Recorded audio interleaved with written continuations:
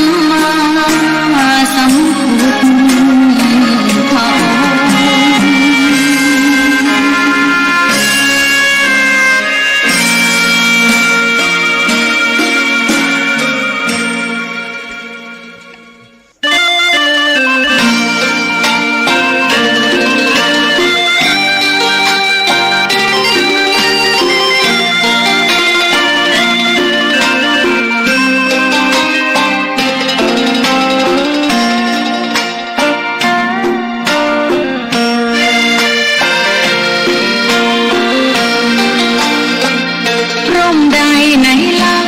จะเย็นเข้าร่มโพทองทั่วลาศรัทธายกย่อง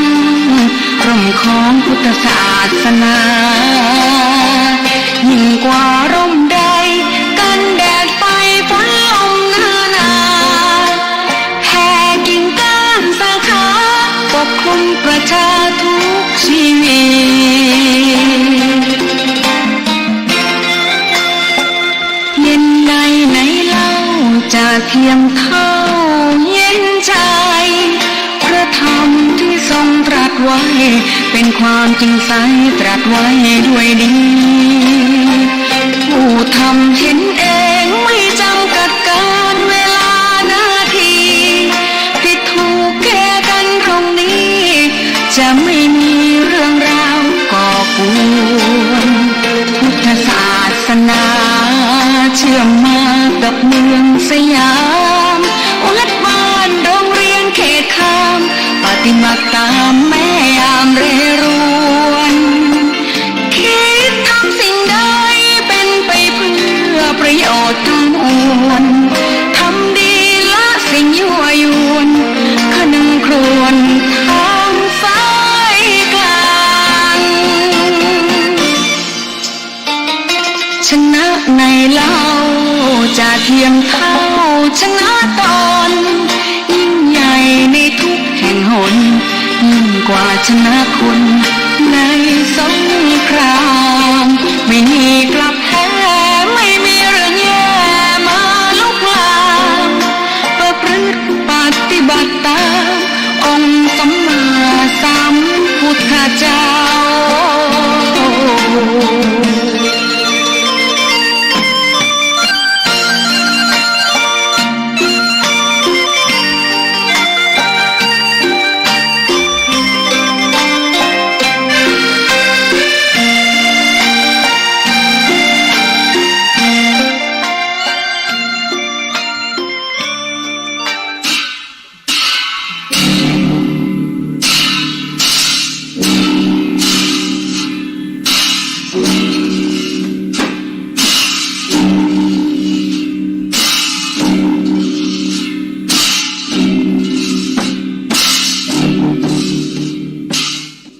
ขอถวายความเคารพพระมหาเถรานุเถระครูบาอาจารย์เจ้าทั้งหลายจุตนจุองค์เจริญสุขเจริญธรรมสาธุชนพุทธบริษัททั้งหลายที่ได้สดับรับฟังธรรมะทางสถานีวิทยุวัดฝ่ายหินมหาวิทยาลัยเชียงใหม่ในระบบคลื่น FM 104.50 เมกะเฮิรตซ์และเครือข่ายสถานีอื่นๆในทีวีออนไลน์วัดฝ่ายหินเพจเฟซวัดฝ่ายหินก็ดีท่านพระครูปัญญาสังฆการก็ดีวันนี้สาระธรรมวัดสลีโสดาพระอารามหลวงจังหวัดเชียงใหม่พระธรรมจาริกก็ได้มาพบกับท่านสาธุชนทั้งหลายในเมื่อค่ำยามเย็นวันนี้เป็นวันพุธที่1 มิถุนายนพุทธศักราช2565เป็นเดือนเก้าเหนือออก2 ค่ำเดือนเก้าเหนือออก2 ค่ำเป็นวันต้นเดือนมิถุนายนแล้วก็เป็นต้นเดือน9ออกมานี่แล้ว2 ค่ำ2 วันเป็นวันภัตตราทิถีและก็อมฤตสโจก เป็นวันดีวันนี้ศรัทธาญาติโยมทั้งหลายก็ได้มาพบกับอัตมาภาพท่านพระครูปัญญาสังฆการผู้ช่วยเจ้าอาวาสวัดสลีโสดาพระอารามหลวงเลือท่านพระครูพรหมินทร์พบกับพี่น้องศรัทธาทั้งหลายวันนี้ได้เข้ารายการก่อนเวลาไป10 นาทีก็อนุโมทนาขอบพระคุณท่านอาจารย์ผู้อำนวยการสถานีวิทยุวัดฝ่ายหินมหาวิทยาลัยเชียงใหม่ท่านอาจารย์พระครูสมุวิสุวัฒน์วรกิจโจได้ถ่ายทอดสดทางอินเทอร์เน็ตทีวีออนไลน์วัดฝ่ายหินเพจเฟซวัดฝ่ายหินแล้วก็เฟซบุ๊กท่านพระครูปัญญาสังฆการก็ได้กระจายเสียงให้ท่านผู้ฟังที่เคยได้รับฟังวิทยุเปิดฟังทุกวันช่วงนี้สถานีได้มีการซ่อมแซมสายอากาศน้ำได้รั่วไหลเข้าเสาอากาศสายอากาศทำให้ระบบการถ่ายทอดปกติก็อยู่ในช่วงการซ่อมแซมอยู่ก็ประมาณ1 อาทิตย์ทางช่างเพิ่นได้แจ้งทางผู้อำนวยการวัดฝ่ายหินท่านอาจารย์พระครูสมุวิสุวัฒน์วรกิจโจอาตมาภาพได้ไปเยี่ยมเยือนสถานีตะวาก็ได้ไปอู้ไปจ๋ากันที่วัดฝ่ายหินมหาวิทยาลัยเชียงใหม่ก็ได้มีโอกาสอู้กับท่านอาจารย์ว่าได้มีเวลาก็ถ่ายทอดสารธรรมวัดสลีโสดาพระอารามหลวงในทางทีวีออนไลน์ทาง YouTube ทางอินเทอร์เน็ตไปก่อนประมาณ1 อาทิตย์ก็จะเข้าที่เข้าทางเป็นปกติดีก็แจ้งด้านผู้ฟังต่างหลายที่ได้สนับรับฟังสถานีวิทยุเคยเป็นแม่ข่ายกระจายเสียงไปทั่วพื้นบ้านล้านนาของเฮาช่วงนี้คนเฒ่าคนแก่ที่เปิดวิทยุฟังก็คงจะง่อมจะเหงากันแล้วก็ถ้าท่านใดเล่นโทรศัพท์มือถือเป็นก็คงจะเปิดฟังในปัจจุบันได้และก็สามารถรับฟังย้อนหลังก็ได้มี YouTube มีทีวีออนไลน์และสดบันทึกไว้ในเครือข่ายอื่นๆด้วยวันนี้ต้นรายการก็จะนำเอาสุภาษิตพื้นบ้านล้านนาไทยคำสอนอันเป็นมรดกภูมิปัญญาของบรรพชนบรรพบุรุษของเฮาของแผ่นดินล้านนามีสุภาษิตในบทที่ว่ากินจีน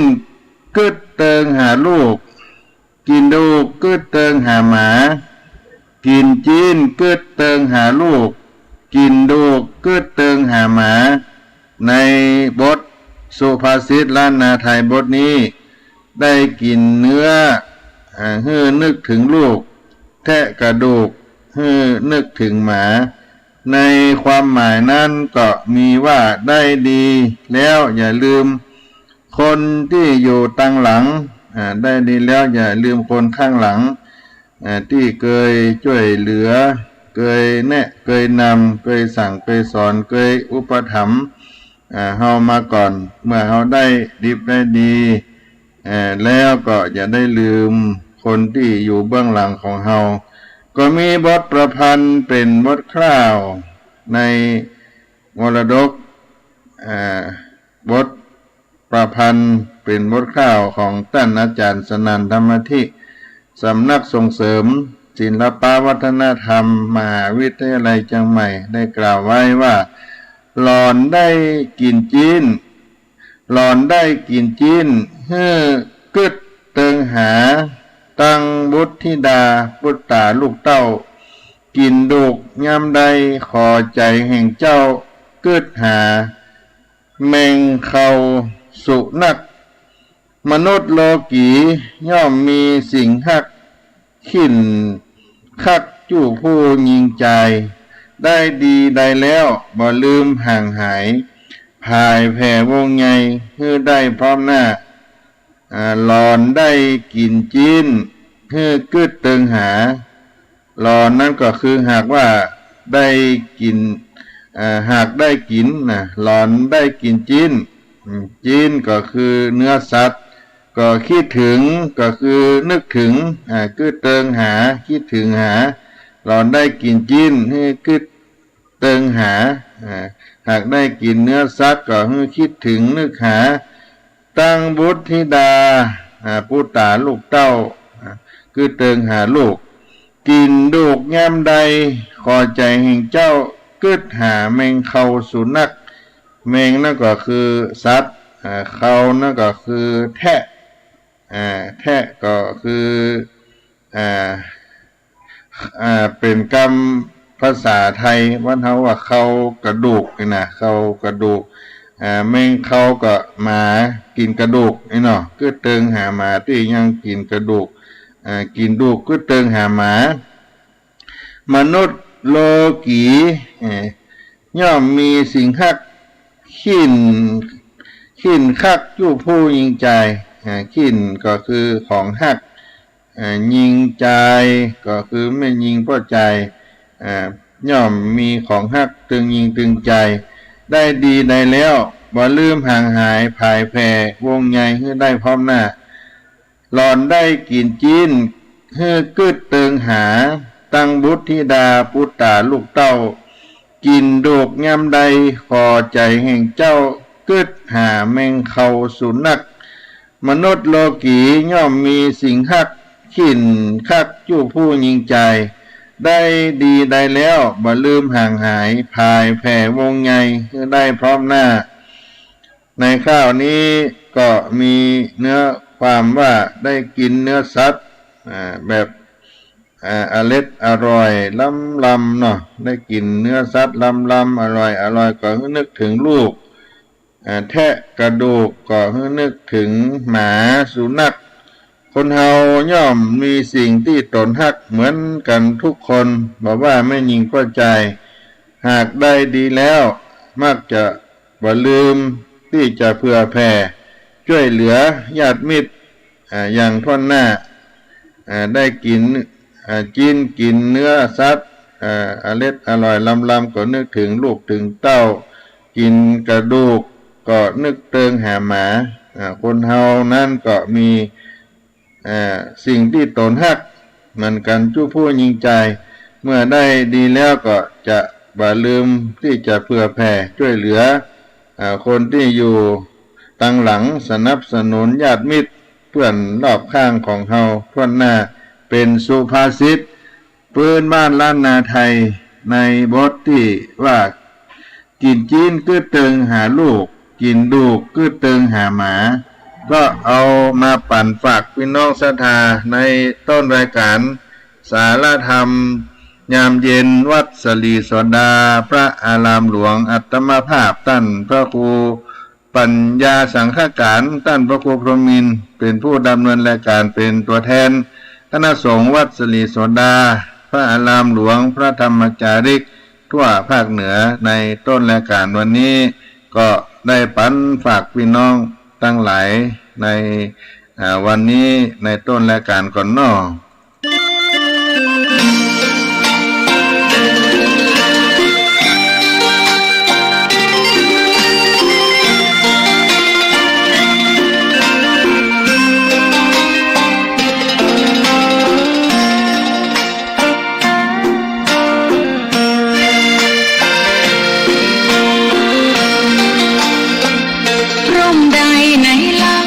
จะเย็นเข้าร่มโพธิ์ทองทั่วลาศรัทธายกย่องร่มของพุทธศาสนายิ่งกว่าร่มใดกันแดดไฟฝนลมนาแผ่กิ่งก้านสาขาปกคลุมประชาทุกชีวิตเย็นใดไหนจะเทียมเท่าเย็นใจพระธรรมที่ส ไว้เป็นความจริงใสตรัสไว้ด้วยดีผู้ทำเห็นเองไม่จำกัดการเวลานาทีผิดถูกแก้กันตรงนี้จะไม่มีเรื่องราวก่อกวนพุทธศาสนาเชื่อมมากับเมืองสยามวัดบ้านโรงเรียนเขตคามปฏิบัติตามแม่ยามเรรวนคิดทำสิ่งใดเป็นไปเพื่อประโยชน์ทั้งมวลทำดีละสิ่งยั่วยวนขนึงครวญทางสายกลางชนะในเล่าจะเทียมเท่าชนะตอนยิ่งใหญ่ในทุกแห่งหนยิ่งกว่าชนะคนในสงครามไม่มีกลับแพ้ไม่มีเรื่องแย่มาลุกลามประพฤติปฏิบัติตามองค์สัมมาสัมพุทธเจ้า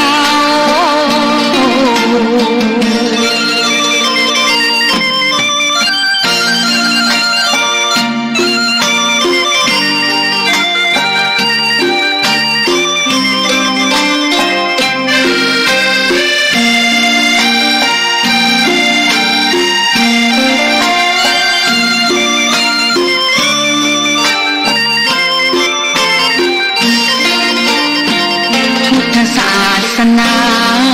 เชื่อมมากับเมืองสยามวัดบ้านโรงเรียนเขตคามปฏิบัติตามแม่ยามเรรวนคิดทำสิ่งใดเป็นไปเพื่อประโยชน์ทั้งมวลทำดีละสิ่งยั่วยวนขนึงครวญทางสายกลางชนะในเล่า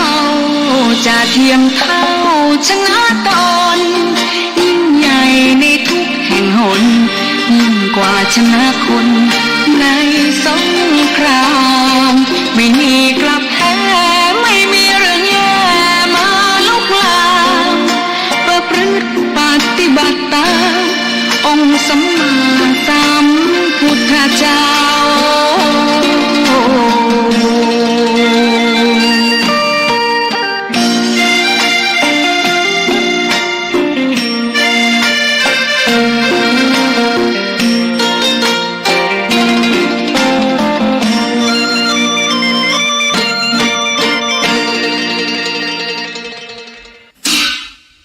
ท่านสาธุชนทั้งหลายในต้นรายการนี้ก็จะมีข่าวสารงานบุญที่ยิ่งใหญ่ของเมืองเชียงใหม่เฮาแถมงานหนึ่งก็คือครบรอบวันเกิดชาติการครูบาเจ้าสลีวิจัยนักบุญแห่งล้านนาไทยในเดือนมิถุนายนที่เราจะได้มีโอกาสร่วมบุญกุศลกันนั่นก็คือขอเชิญสาธุชนทุกท่านได้ร่วมพิธีทำบุญตักบาตรมุทิตาลำลึกครบรอบคล้ายวันเกิดชาติการ144 ปีครูบาเจ้าศรีวิจัยนักบุญแห่งล้านนาไทยวันเสาร์ที่11 มิถุนายนพุทธศักราช 2565 เดือน9เหนือออก12ค่ำณควงอนุสาวรีย์ท่านครูบาเจ้าสลีวิจัยวัดสลีโสดาบ้านน้ำตกห้วยแก้วตำบลสุเทพอำเภอเมืองจังหวัดเชียงใหม่กำหนดการนั้นวันเสาร์ที่11 มิถุนายนพุทธศักราช 2565 เวลา 6:29 นาทีทำบุญตักบาตรอุทิศถวาย พระครูบาเจ้าสลีวิจัยคณะพระภิกษุสามเณรวัดสลีโสดาพระอารามหลวงจำนวน219รูปจะเดินลงมาจากวัดสลีโสดาตั้งบันไดนาคด้านทิศตะวันออกลงมาที่ควงอนุสาวรีย์ท่านครูบาเจ้าสลีวิจัยได้ประกอบพิธีถวายเครื่องสักการะองค์อนุสาวรีย์ท่านครูบาเจ้าศรีวิจัยเสร็จแล้วก็ได้ยงเข้าบาตรใส่บาตรพระภิกษุสามเณร219รูปรอบองค์อนุสาวรีย์ท่านครูบาเจ้าศรีวิจัยเวลา7:29 นาทีเจริญพระพุทธมนต์ถวายไตรยทานทักษิณาอุทิศถวายแด่พระครูบาเจ้าสลีวิจัยตนบุญแผ่นดินล้านนาไทยเวลา8:29 นาทีถวายภัตตาหารเจ้าพระเถรานุเถระที่ได้โปรดเมตตาอาราธนามาเจริญพุทธมนต์ในจำนวน12รูปณขวางอนุสาวรีย์ท่านครูบาเจ้าศรีวิจัยเพราะฉะนั้นก็ขอเชิญชวนสาธุชนพุทธบริษัททั้งหลายมีโอกาสร่วมงานพิธีทำบุญตักบาตรมุทิตาลำลึกชาตการ144 ปีแห่งพระครูบาเจ้าสลีวิจัยตนบุญแผ่นดินล้านนาไทยควงอนุสาวรีย์ครูบาเจ้าสลีวิจัยวัดสลีโสดาพระอารามหลวงบ้านน้ำตกห้วยแก้วตำบลสุเทพอำเภอเมืองจังหวัดเชียงใหม่ตามวันเวลาที่ได้กล่าวไว้แล้วและหากท่านใดจะมาร่วมเป็นเจ้าภาพลงทานถวายภัตตาหารร่วมทำบุญกับท่านครูบาเจ้าสลีวิจัยหรือจะมาร่วมทำบุญในครบรอบวันเกิดวันที่11 มิถุนายนซึ่งเป็นวันเกิดของตัวเองก็ดีและมาถวายเป็นสังฆปูชาต่อครูบาเจ้าสลีวิจัยก็ดี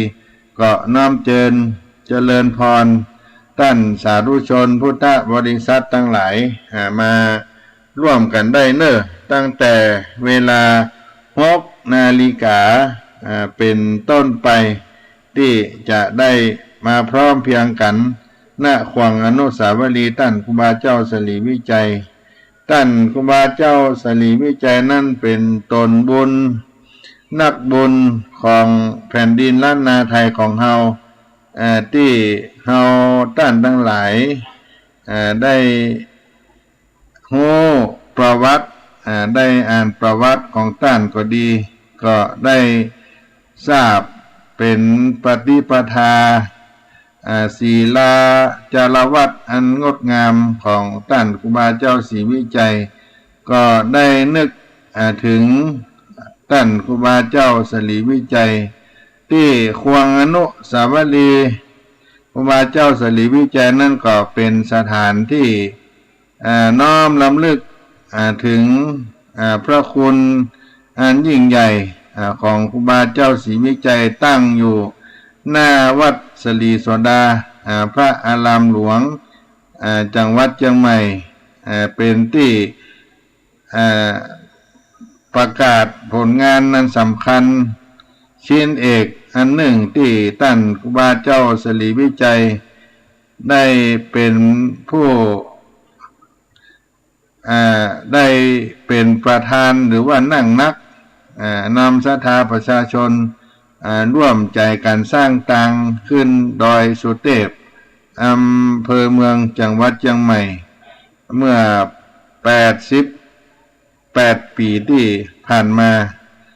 ที่ควงอนุสาวรีย์แห่งนี้ก็จึงเป็นจุดประวัติศาสตร์ที่ศูนย์รวมจิตใจของพี่น้องศรัทธาประชาชนเฮาท่านทั้งหลายหากท่านใดได้มาถึงพระนครเชียงใหม่มีสิ่งที่จะต้องไปกราบไหว้สักการะ นั่นก็คือองค์พระบรมธาตุเจ้า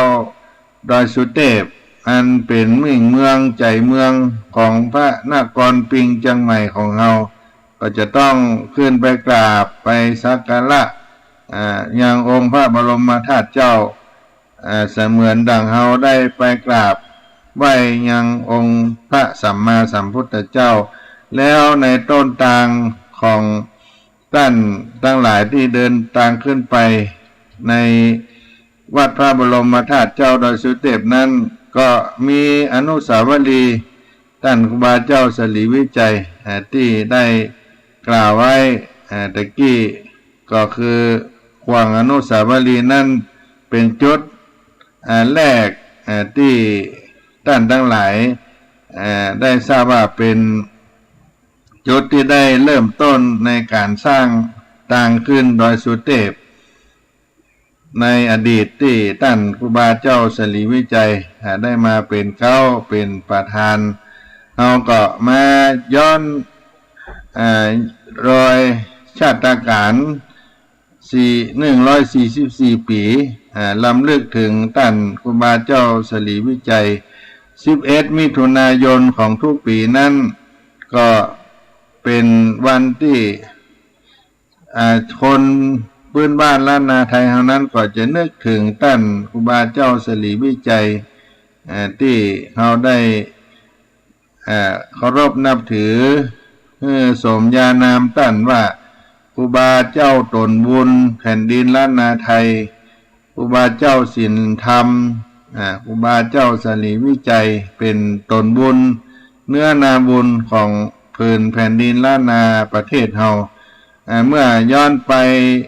ในวันอังคารที่11 มิถุนายน 2421ชาติการ144 ปีที่ท่านครูบาเจ้าสลีวิจัยได้ปรากฏเกิดมาในบนโลกนี้ในเวลาเมื่อค่ำยามแรงภาษา บ้านเฮาหรือว่าทางภาษาไทยว่าพลบค่ำตะวันก็ลงต่ำลงไปก็เข้าสู่เมื่อค่ำยามเย็นเข้าไปเป็นฟ้าเป็นฝนตกลงมาสายฟ้าสายฝนทะถังลงมาเสียงฟ้า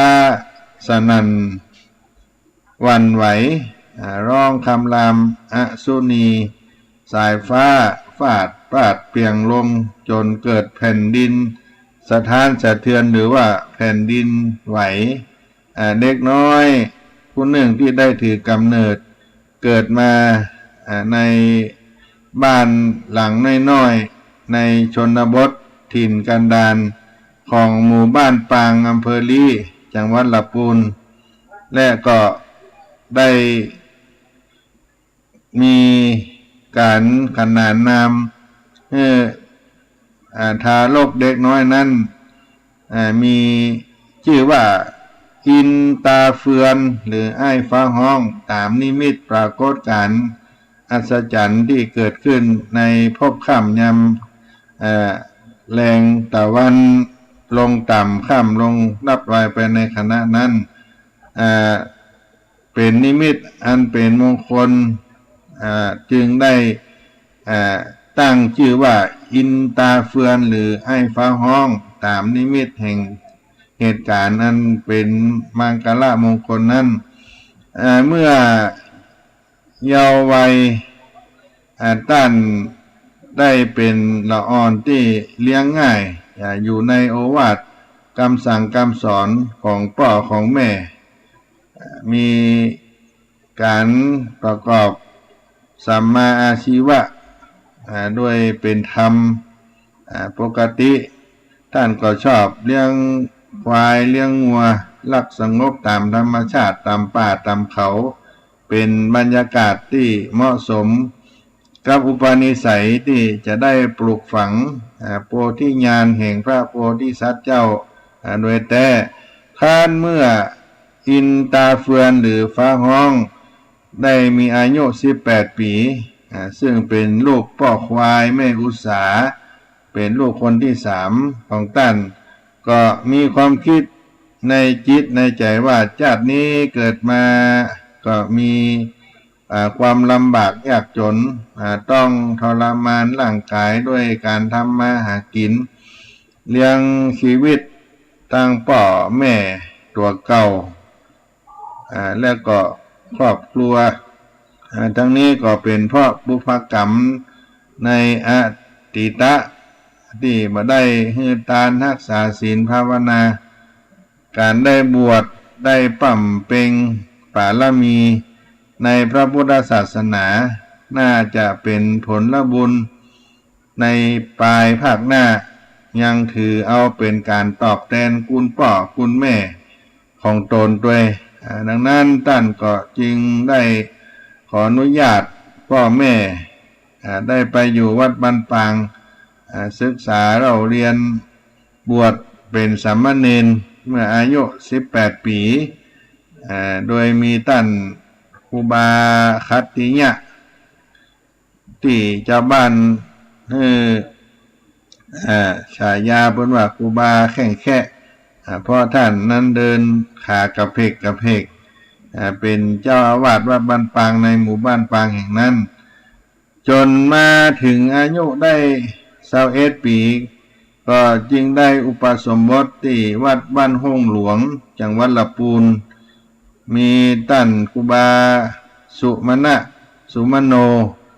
เป็นพระอุปัชฌาย์ได้ตั้งฉายาภิกขุว่าเป็นนามมงคลว่าสิริวิจโยภิกขุเจ้าบ้านก็ได้เอานามฉายาบัตรนั้นมาเรียกว่าพระสารีวิจัยพระศรีวิจัยตั้งแต่นั้นเป็นต้นมาพระสารีวิจัยพระศรีวิจัยได้ศึกษาพระพุทธศาสนาพุทธไสยศาสตร์เวทมนต์คาถาจากครูบาเจ้าอาวาสครูบาคัตติยะโดยยึดมั่นถือมั่นว่าเป็นของดีวิเศษจะนำความสุขความเจริญมาให้มีคนเปิ้นได้เล่าว่าท่านก็ยังซักน้ำมึกไว้ที่ขา2 ข้างเป็นน้ำมึกดำเป็นการซักลายเตี่ยวก้อมที่ขาของท่านเพื่อได้มีความเชื่อว่าลูกชาติผู้ชายที่เกิดมาในล้านนาไทยนี่จะให้สมกับความเป็นชายของล้านนาจะช่วยให้ได้อยู่ยงคงกระพันในตัวในตนในการดำเนินชีวิตต่อมาครูบาสุมาณะก็ได้แนะนำให้ท่านพระสารีวิจัยได้ไปนมัสการครูบาอุปละวัดดอยแตอำเภอแม่ทาจังหวัดลำพูนบาอุปละก็ได้เมตตาได้ถ่ายทอดกองวัดปฏิบัติอันดีงามให้แก่พระสารีวิจัยตามสมควรแก่ภูมิธรรมเป็นเวลา1 พรรษาจากนั้นพระสารีวิจัยก็ได้กราบลาครูบาอุปละไปศึกษาวัดที่อยู่ใกล้เคียงวัดดอยข้างใกล้ๆแถวนั้นวัดดอยคำดอยข้างต่างๆที่มีครูบาอาจารย์ก็มาศึกษากับครูบาสุมาณะที่วัดบ้านห้องหลวงได้ศึกษากับอาจารย์ผู้ที่มีภูมิรู้ภูมิธรรมข้อวัดปฏิบัติที่ดีงามเกิดความเข้าใจในพระพุทธศาสนาเป็นที่ถูกต้องมุ่งมั่นปฏิบัติกรรมฐานศีลธรรมกรรมฐานละเลิกความสนใจในศาสตร์ศีลอื่นๆก็ด้วยเล็งหันว่าเป็นสิ่งที่ปัจจัยหนทางแห่งการหลุดพ้นพระสารีวิจัยเจ้าก็กลับมาจำพรรษาที่วัดบ้านปางแถมครั้งได้ปีกตัวขึ้นไปอยู่ในอรัญญวาสบนดอยม่อนที่อยู่ในหมู่บ้านบำเพ็ญปั่มเปง สมาธิทำภาวนาด้วยความสงบฉันอาหารมื้อเดียวละเว้นจากอาหารที่เจือปนด้วยเนื้อสัตว์สิ่งมีชีวิตทั้งหลายบ่เสพสิ่งเสพติดเป็นหมักเมืองปูยาต่างๆนานาแล้วก็บางทีก็บ่ฉันเข้าเป็นเดือนก็มีฉันพักฉันผลไม้ตามเมื่อชาวบ้านทั้งหลายก็เกิดความเคารพนับถือถึงคนเมืองคนดอยได้เกิดความเลื่อมใสศรัทธาในตัวตันพระสลีวิจัยนั้นก็ได้ชื่อว่าเป็นนักพัฒนาโดยแท้เป็นผู้ที่ได้นำศรัทธาชาวบ้านบ้านปางซึ่งเป็นหมู่บ้านเกิดนั้นได้สร้างวัดใหม่ขึ้นห่างจากวัดเดิมนั้นเป็นม่อนดอยที่วัดเดิมวัดเก่านั้นเป็นวัดน้อยๆขึ้นไปเป็นอรัญญวาสเขตป่าเขตดอยที่เหมาะสมสง่าในปัจจุบันนี้เดิมนั้นท่านได้ตั้งชื่อว่าวัดจอมสลีไซมูลบุญเรืองบ้านปางเจ้าบ้านเฮาส่วนใหญ่ก็ยังคงเรียกกันว่าวัดบ้านปางท่านครูบาเจ้าใส่ชื่อว่าวัดจอมสลีไซมูลบุญเรืองเป็นวัดที่ท่านได้สร้างขึ้นมาแต่ใหม่ได้ปลูกสร้างเสนาสนะต่างๆนานาเกิดขึ้นในขวงแก้วตั้ง3เขตพุทธาวาสสังฆาวาสพัฒนาปลูกไม้มงคลต่างๆในวัดบ้านปังเหล่านี้เป็นต้นและก็เป็นวัดเก่าวัดเดิมที่ท่านได้สร้างในชีวิตของท่านด้วยตลอดถึงแถมหลายวัดหลายวาในจังหวัดลำพูนเชียงใหม่ลำปางพะเยาแพร่เชียงไฮ้ก็มีผลงานหลายอย่างโดยเฉพาะในจังหวัดเชียงใหม่นี่ก็มีวัดพระสิงห์วัดพระธาตุเจ้าดอยสุเทพวัดพระสิงห์วัดสวนดอกวัดสลีโสดาสกิตากานาคาวัดพระธาตุเจ้าหริพุนชัยละปูนวัดพระแก้วดอนเต้าลำปางวัดพระพุทธวัดพระพุทธวัดพระธาตุเจ้าหริพุนชัยละปูนก็ดีไปสร้างที่พระบาทตักผ้าสร้างครอบพระบาทตักผ้าอำเภอป่าซางก็เป็นผลงานที่ได้ปรากฏแถมหลายที่หลายแห่งในพื้นภาคเหนือล้านนาไทยของเขาแห่งนี้แล้วก็ผลงานที่เด่นที่ได้เป็นประจักษ์แก่สาธุชนคนทั้งหลายก็คือต่างขึ้นวัดพระธาตุเจ้าดอยสุเทพที่ถือว่าเป็นการร่วมแรงร่วมใจของคนทั้งหลายทั่วผืนแผ่นดินล้านนาสร้างต่างขึ้นไปพระธาตุเจ้าดอยสุเทพเพราะต้องใช้เวลาเดินเที่ยวตีนไปเป็นที่ลำบากเป็นวันๆก็มีหลายชั่วโมงแล้วแต่ว่าใครจะสามารถเดินเวยได้และการที่จะสร้างขึ้นไปวัดพระธาตุเจ้าดอยสุเทพนั้นเป็นสิ่งที่ยิ่งใหญ่จะต้องมีพลังสามัคคีช่วยกันมากมายเงินตากาลเวลาสมัยนั้นก็ยังบ่มีแล้วก็เครื่องจักรเครื่องยนต์ก็ยังบ่ทันสมัยก็ยังบ่ได้รับการช่วยเหลือจากรัฐบาลที่ครูบาเจ้าสลีวิจัยได้สร้างก็เป็นพลังศรัทธามหาชนประมาณ12กิโลเมตร11กิโลเศษที่ได้ลงก่อสร้างวันที่9พฤศจิกายน2477สำเร็จในวันที่30เมษายนได้เริ่มการเฉลิมฉลองเมื่อปี2478ก็เป็นผลงานที่ครูบาเจ้าสลีวิจัยเป็นนักปฏิบัติพัฒนาปั้มเพ็งปารมีในยิ่งใหญ่ในชีวิตของท่านครูบาเจ้าศรีวิจัยทั้งมีการได้รับอุปสรรคในการทำงานต่างๆนานาบอกว่าสิ่งทั้งหลายก็จะมีมารมาผจญบางท่านก็กล่าว สิ่งที่บอดีกับตัวต้านว่าเป็นผีบุญอวดอิทธิฤทธิ์ส่องสุมกำลังคนคิดกบฏต่อบ้านต่อเมืองจนได้เมียที่ก่อนให้เอาตัวต้านได้ไปจำไว้ในจังหวัดลำพูนวัดพระธาตุอาเลพุนชัยวัดสลีดอนใจจังหวัดเชียงใหม่ไปถึงกรุงเทพได้มีการไต่สวนไปพักอยู่ที่วัดเบญจมบพิตรกรุงเทพมหานครก็ได้เป็นอธิกรณ์ไปชำระครูบาเจ้าสลีวิจัยปรากฏว่าท่านเป็นผู้ที่มีความบริสุทธิ์ไม่มีความผิดก็ได้กลับขึ้นมาสู่พื้นแผ่นดินล้านนาของเฮาแห่งครั้งหนึ่งนี่ก็ไปต้องอธิกรณ์หลายที่หลายแห่งจนได้ถึงแก่การมรณภาพของท่านไปเมื่อวันที่21กุมภาพันธ์2481อายุ60กว่าปี60 ปีเศษได้เก็บศพไว้ที่วัดบ้านปางสรีระสังขารของท่านก็ได้ย้ายมาที่วัดจามเทวีที่ได้ขึ้นได้สร้างสะพานข้ามระหว่างจังหวัดเชียงใหม่ลำพูนมีการพระราชทานเพลิง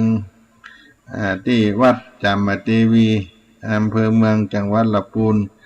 ก็เป็นผลงานในชีวิตของท่านที่ได้ปรากฏเกิดขึ้นกับเฮาท่านทั้งหลายเพราะฉะนั้นวันที่11มิถุนายน2565นี้ก็ครบ144 ปีในชาตการของท่านครูบาเจ้าศรีวิจัยวันเกิดของท่าน11 มิถุนายนก็มาร่วมบุญกุศลกินทานกันได้ตั้งแต่เวลา6 โมงเช้าเป็นต้นไปวันเสาร์ที่11 มิถุนายนพุทธศักราช2565เดือน9เหนือออก12ค่ำตั้งแต่เวลา 6 นาฬิกาเป็นต้นไปก็มาร่วมบุญรำลึกถึงครูบาเจ้าสลีวิจัยในการทำบุญตักบาตรได้ถวายไตรยทานถวายภัตตาหารมุทิตาลำลึกถึงท่านครูบาเจ้าสลีวิจัยชาตการ144 ปีนักบุญตนบุญของแผ่นดินล้านนาของเฮาก็มาร่วมกินร่วมทานกันได้เน้อศรัทธาสาธุชนทั้งหลายที่ได้สดับรับฟังทางรายการสาระธรรมยามเย็นเสียงธรรมวัดสลีโสดาพระอารามหลวงในต้นรายการนี้ก็เป็นกระบอกเสียงบุญฝากปันพี่น้องไว้ในต้นรายการนี้ก่อนพักกันสักกรรมกันเนาะ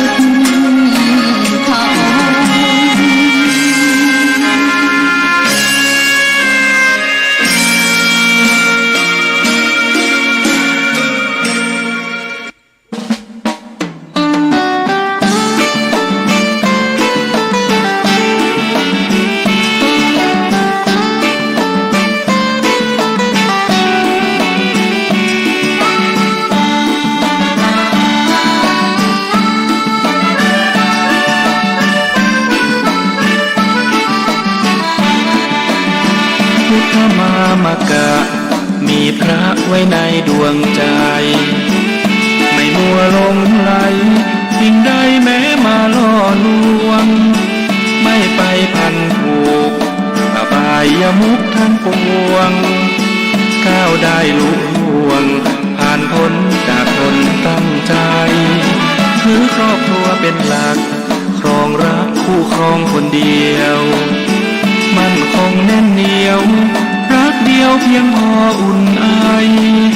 ศีลห้ายึดมั่นปัญหาเป็นอันหมดไปปุดผ่องสดใส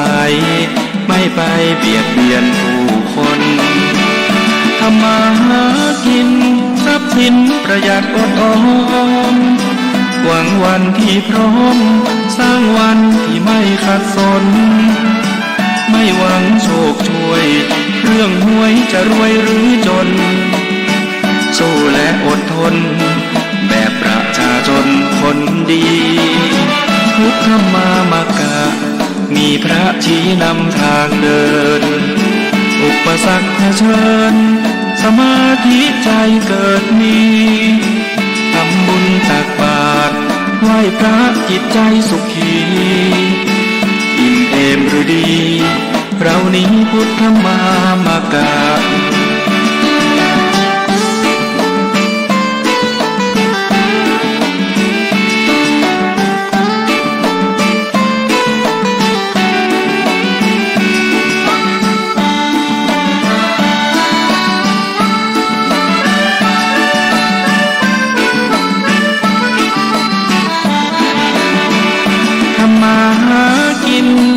สินประหยัดอดออม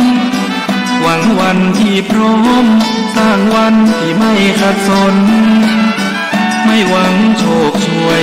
เรื่องหวยจะรวยหรือจนสู้และอดทนแบบประชาชนคนดีพุทธมามกะมีพระชี้นำทางเดินอุปสรรคเผชิญ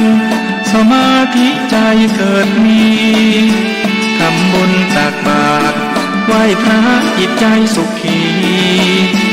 อิ่มเอมหรือดีเรานี้พุทธมามกะ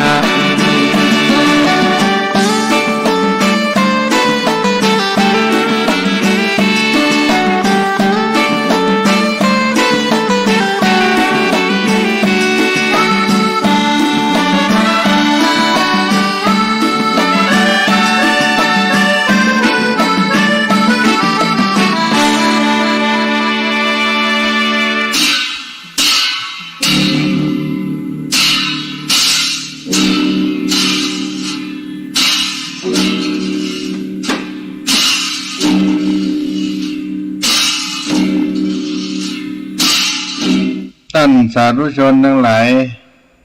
ในช่วงท้ายรายการนี้ก็จะได้มาอู้ถึงเรื่องอาการตามรอยท่านครูบาเจ้าศรีวิจัยท่านมีบารมีในฐานะบารมีศีลบารมีสัจจะบารมีขันติบารมีในเบื้องต้นนั้นท่านเจ้าครูบาศรีวิจัยเป็นผู้ที่ได้เฮือตานเป็นบารมีต้นของท่านในการเฮือตานนั้นเพิ่นได้กล่าวไว้ว่าต้นไม้ที่ให้ผลและห่มเงานอกจากจะได้ชื่อว่าเป็นไม้มีประโยชน์แล้วย่อมได้รับการดูแลใส่ปุ๋ยพรวนดินยิ่งขึ้นไปยิ่งขึ้นไปฉันใดผู้ที่ฮู้จักฮือตานนอกจากจะได้ชื่อว่าเป็นคนมีประโยชน์แล้วย่อมได้รับการยกย่องสรรเสริญช่วยเหลือสนับสนุนจากคนทั้งหลายแถมฉันนั้นตานะบารมีหรือว่าตานะมันแปลว่าอะหยังตานะคืออะหยังตานะหรือว่าตานแปลว่าการให้หมายถึงการสละสิ่งของตนเพื่อเป เป็นประโยชน์แก่ผู้อื่นด้วยความเต็มใจการให้ทานเป็นพื้นฐานความดีงามของมนุษยชาติเป็นสิ่งที่ขาดบ่ได้ในการจันโลงสันติสุขพ่อแม่ถ้าบ่ให้ทานก็คือบ่เลี้ยงลูกเลี้ยงเต้าเลี้ยงเฮามาเฮาท่านทั้งหลายก็คงจะต้องมวยมิ่งจีวีเสียชีวิตตายเสียตั้งแต่เฮาเกิดมาแล้วสามีภรรยาหาทรัพย์มาได้ปะปันกันใจครอบครัวก็จะต้องแตกแยกกันไปครูอาจารย์ถ้าบ่ให้ทานก็คือบ่สั่งสอนวิชาความรู้แก่เฮาก็มามีความฉลาดเพราะฉะนั้นคนเฮาทั้งหลายก็ดีถ้าเฮาโกรธแล้วเฮาบ่ให้อภัยทานกันโลกนี้ก็บ่มีความสุขก็เป็นกะลียุคความที่บ่มีสุขในโลกของเฮานี้ชีวิตของคนเฮาก็จึงดำรงอยู่ด้วยตานะหรือว่าการทานเฮาใหญ่ขึ้นมาได้ก็เพราะทานเฮามีความรู้ในด้านต่างๆก็เพราะว่าเฮามีทานโลกนี้จะมีสันติสุข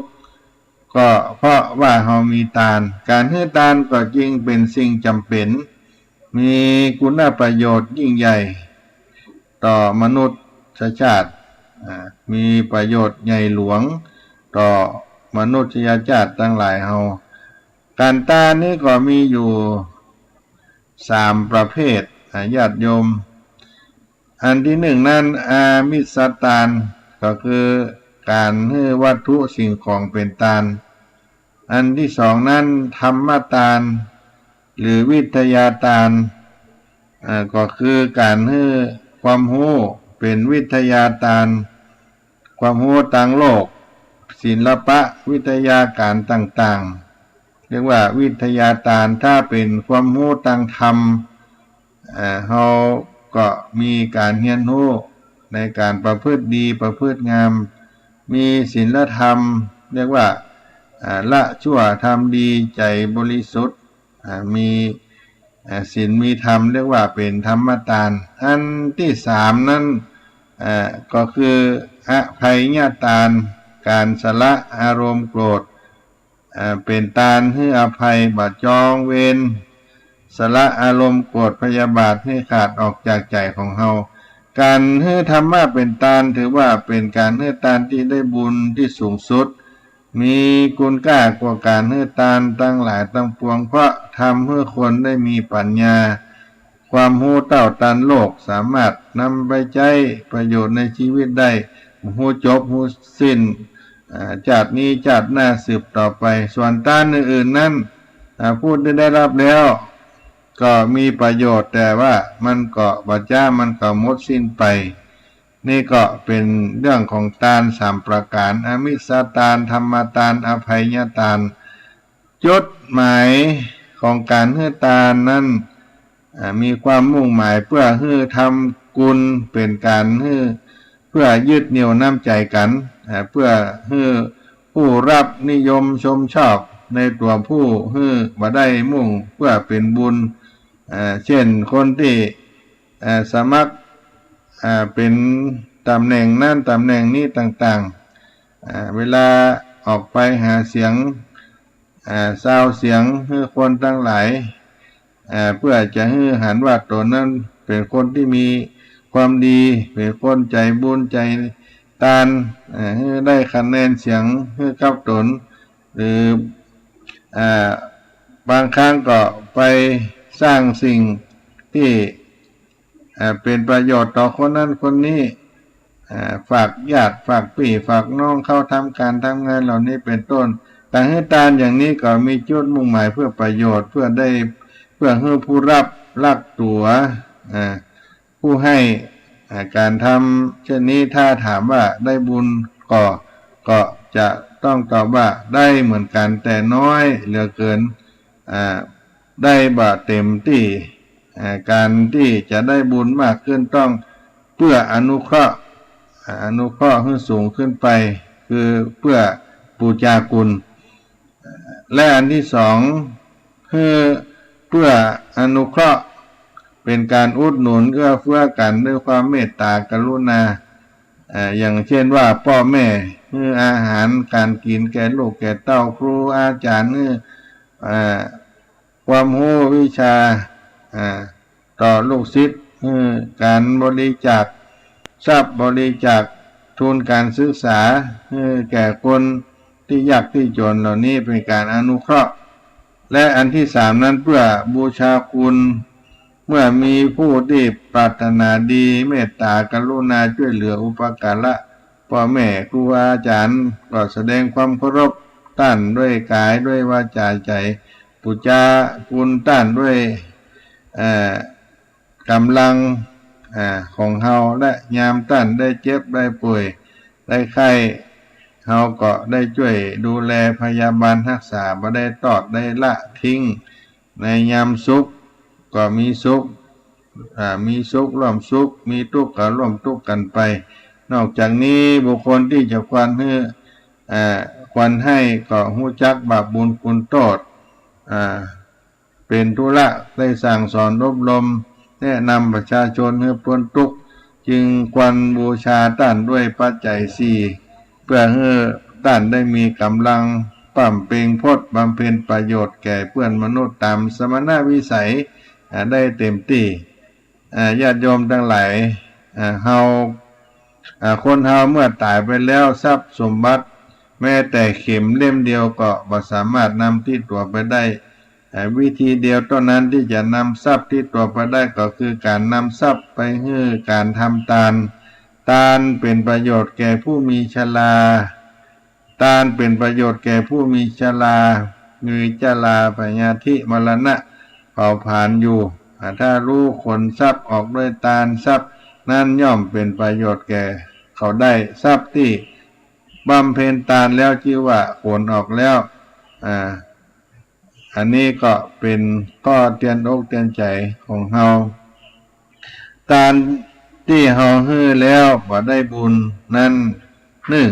ได้ให้สิ่งเสพติดเป็นทานเป็นฝิ่นกัญชายาบ้ายาเสพติดต่างๆเหล่านี้เป็นต้นสองให้อาวุธกำลังพิษกำลังเถียงกันเอามีดเอาปืนยืนให้กันนี่ว่าได้บุญญาติโยมให้มหรสพพาไปดูหนังดูละครฟังดนตรีเพราะทำให้กามกำเริบนี่ก็บ่ได้บุญให้สัตว์เพศตรงข้ามเช่นว่าหาสุนัขตัวเมียไปให้ตัวผู้หาสาวๆไปให้เจ้านายเหล่านี้ก็บ่ได้บุญให้ภาพลามกรวมถึงสิ่งลามกต่างๆยั่วยุในกามคุณทั้งหลายทั้ง5อย่างนี้เป็นต้นทานแล้วว่าได้บุญกุศลอันใดและวิธีที่ให้ทานได้บุญนักได้บุญมากนั้นท่านได้กล่าวไว้การทำทานให้ได้บุญนักก็พร้อมด้วยองค์3ประการก็คือ1วัตถุบริสุทธิ์ของที่จะให้ทานต้องเป็นของที่ตนได้มาโดยสุจริตชอบธรรมบ่ได้คดได้โกงหรือเบียดเบียนคนอื่นมาให้ทานด้วยความบริสุทธิ์ได้กุศลกับตนกับตัวสิ่งที่เฮาทำมาด้วยสุจริตหามาด้วยสุจริตชอบธรรมก็ได้บุญได้กุศลเป็นสิ่งที่บริสุทธิ์กับเฮา2เจตนาบริสุทธิ์ก็คือเจตนาที่จะจัดความตนีออกจากตนเพื่อทำบุญบ่ได้เอาหน้าเอาชื่อเอาเสียงเอาความเด่นดังตั้งหลายเหล่านี้ความบริสุทธิ์ด้วยเจตนาที่บริสุทธิ์ก่อนจะให้ก็มีความเลื่อมใสในการทำบุญขณะที่ให้ก็ได้ตั้งใจให้ด้วยใจบริสุทธิ์เบิกบานหลังที่จากให้แล้วก็ให้มีความชื่นชมยินดีในบุญบ่ได้เสียดายสิ่งที่ได้ให้ทานไปแล้วอันที่3บุคละบริสุทธิ์ก็คือเลือกแก่บุคคลผู้รับที่มี ศีลมีธรรมมีความบริสุทธิ์มีความสงบเรียบร้อยตั้งใจประพฤติธรรมในองค์สัมมาสัมพุทธเจ้าผู้เป็นเนื้อนาบุญของโลกแต่ถึงกันนั้นก็ได้สอนและได้ให้เลือกกินเลือกทานอันเหมาะอันสมควรที่เราจะได้ให้ทานในแก่คณะสังฆะเจ้าทั้งหลายก็ดีก็เป็นบุญที่เราได้ให้ทานเป็นบุคละบริสุทธิ์เลือกทานแก่ผู้ที่มีศีลมีธรรมสมควรที่กับที่ไว้เหล่านี้เพราะว่าเมื่อให้ทานแล้วผลของทานการให้ทานนี้เป็นเรื่องของความจุ่มความเย็นผู้ที่ได้ให้ทานอยู่เสมอก็ย่อมมีใจผ่องใสจุ่มเย็นหมู่โจรคนทั้งหลายก็เคารพนับถือนิยมการให้ทานแก่คนนั้นหมู่ชนที่นิยมการให้ทานย่อมบ่มีความได้เดือดร้อนร้อนใจเนื่องจากต่างคนต่างมีอัตยาศัยไมตรีจิตถ้อยทีถ้อยอาศัยในสิ่งที่ดีต่อกันและใจของคนเฮาที่มีการให้ทานนั้นก็เป็นใจจุ่มใจเย็นใจที่บ่มีความตระหนี่ความโลภเกิดขึ้นในตนในตัวแม้องค์พระสัมมาสัมพุทธเจ้าพระองค์ก็ยังทรงยกย่องทานไว้หลากหลายลักษณะว่าคนควรให้ในสิ่งที่ควรให้เลือกให้ทานคนควรให้สิ่งที่ควรให้การเลือกให้ทานพระสุคตสรรเสริญคนพาลเท่านั้นที่บ่สรรเสริญการให้ทานเมื่อมีจิตเลื่อมใสแล้วทักษิณาทานชื่อว่าเป็นของน้อยไม่บุญของผู้ให้ย่อมเจริญก้าวหน้าผู้ให้ย่อมถูกผูกไมตรีไว้ได้ผู้ให้ย่อมเป็นที่รักของคนหมู่มากผู้มีปัญญาให้ความสุขได้รับผู้มีปัญญาให้ความสุขย่อมได้รับความสุขนี่เป็นพุทธพจน์และอีกประการหนึ่งได้กล่าวไว้ว่าผู้ให้อาหารชื่อว่าให้กำลังผู้ให้ผ้าชื่อว่าให้วรรณะผู้ให้ยานพาหนะชื่อว่าให้สุขผู้ให้ประทีปโคมไฟชื่อว่าให้จักษุผู้ให้ที่พักอาศัยชื่อว่าให้ทุกสิ่งทุกอย่างผู้ให้ธรรมทานชื่อว่าเป็นอมฤตธรรมผู้ให้ของที่พอใจย่อมได้ของที่พอใจผู้ให้ของที่เลิศย่อมได้ของที่เลิศผู้ให้ของที่ดีย่อมได้ของที่ดีผู้ให้ของที่ประเสริฐย่อมเข้าถึงฐานะอันประเสริฐนระใดที่ได้ของที่เลิศให้ของที่ดีให้ของที่ประเสริฐนระนั้นจะเกิดณที่ใดย่อมมีอายุยืนมียศณที่นั้นอานิสงส์ของการบำเพ็ญการให้ทานนั้นหนึ่งเป็นที่มาของสมบัติทั้งหลายสองเป็นที่ตั้งแห่งโภคทรัพย์ทั้งปวงสามผู้ให้ย่อมได้รับความสุขสี่ผู้ให้ย่อมเป็นที่รักของคนหมู่มากอันที่ห้าผู้ให้ย่อมผูกไมตรีไว้ได้อันที่หกทำให้เป็นผู้มีเสน่ห์อันที่เจ็ดทำให้เป็นคนที่น่าคบหาของคนดีอันที่แปดทำให้เข้าสังคมได้คล่องแคล่วอันที่เก้าทำให้แก้วกล้าอาถรรพ์ในทุกชุมชนอันที่สิบทำให้มีชื่อเสียงเกียรติคุณดีที่11ตายแล้วก็ไปเกิดในสวรรค์นี่ก็เป็นเรื่องของการได้นำมามาจากครับพี่น้องศรัทธาสาธุชนทั้งหลายด้วยเอาในเบื้องต้นในการปั้มเปล่งบุญของหลักธรรมคำสอนในพระพุทธศาสนาแล้วก็ตามรอยแห่งตั้นครูบาเจ้าสลีวิจัยชนะตนบุญแห่งล้านนาไทยของเฮาที่ได้กล่าวอู้กันไปเพราะฉะนั้นในใต้รายการนี้ก็ขอประชาสัมพันธ์ประกาศบุญกับพุทธศาสนิกชนทั้งหลายแห่งครั้งหนึ่งขอเชิญชวนพุทธศาสนิกชนร่วมพิธีทำบุญตักบาตรมุทิตาลำลึกครบรอบคล้ายวันเกิดชาติการครูบาเจ้าสลีวิจัยชนะ นักบุญแห่งล้านนาไทยณขวางอนุสาวรีย์ครูบาเจ้าสลีวิจัยวัดสลีโสดาพระอารามหลวงบ้านน้ำตกให้แก้วหมู่2ตำบลสุเทพอำเภอเมืองจังหวัดเชียงใหม่วันเสาร์ที่11มิถุนายนพุทธศักราช2565เดือน9เหนือขึ้น12ค่ำเป็นวันกฐัมปั้มเพ็งบุญอันยิ่งใหญ่ก็ขอเชิญชวนสาธุชนทุกท่านเข้าร่วมงานพิธีทำบุญตักบาตรมุทิตาลำลึกชาติการ144ปีแห่งพระครูบาเจ้าสลีวิจัยตนบุญแผ่นดินล้านนาไทยในวันเสาร์ที่11มิถุนายนพุทธศักราช2565เวลา6 นาฬิกาเป็นต้นไปจะได้มีการทำบุญณขวงอนุสาวรีย์ตั้นเจ้าครูบาสลีวิจัยวัดสลีสุดาพระอารามหลวงเชียงดอยสุเทพในเวลา6 นาฬิกา29 นาทีพิธีทำบุญตักบาตรพระภิกษุสามเณร219รูปเวลา7 นาฬิกา29 นาทีเจริญพระพุทธมนต์ถวายไตรยทานอุทิศแด่พระครูบาเจ้าสลีวิจัยเวลา8 นาฬิกา29 นาทีถวายพระตาหารเจ้าพระเถรานุเถระที่ประกอบพิธีเจริญพุทธมนต์จำนวน12รูปหน้าขวงอนุสาวรีย์ครูบาเจ้าสลีวิจัยวัดสลีโสดาพระอารามหลวงจังหวัดเชียงใหม่เชิงดอยสุเทพหมู่บ้านน้ำตกให้แก้วอำเภอเมืองจังหวัดเชียงใหม่ขอเชิญชวนสาธุชนทั้งหลายได้มาร่วมกินร่วมทานกันก็หน้าเน้อในใต้รายการนี้ก็ขอเชิญชวนสาธุชนทั้งหลายได้นมัสการกราบไหว้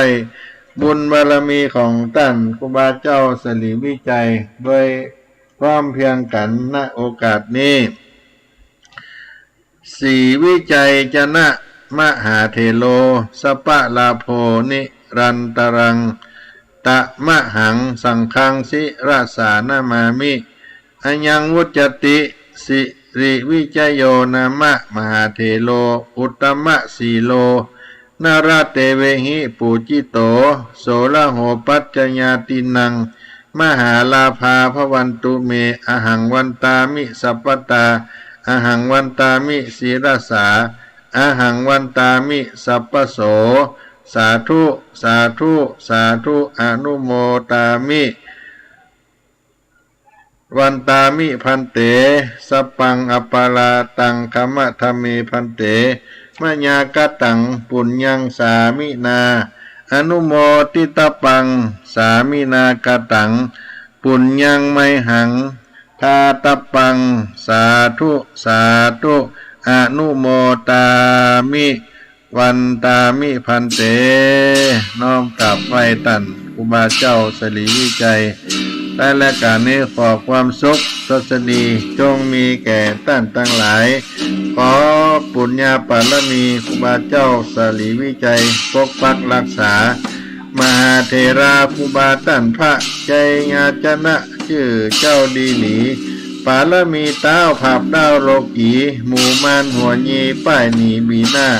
ศีลาที่ควรบ่มองมนฟ้าน้ำจื่อลือจาตัวทิศเตชะปุญญาครูบาเลืองฤทธิ์จุ่งปกห่มต้อมกาญาสปะตุกอย่าได้ทำหาสปะโลกาอย่ามาแปดป้อสิ่งบดีงามเหมือนมินติดหม้ออย่าได้มาต่อพี่น้องตาตาทั้งหลายจะหายเปิ้นป้องอย่ามองศกต้องอันใดใจญาโจกย่างคะทางหลังไหลมีโจกมีใจเหมือนกันพ้นหน้าจัตตาโลธรรมวัฏันตุอายุวันโนสุขังปะลัง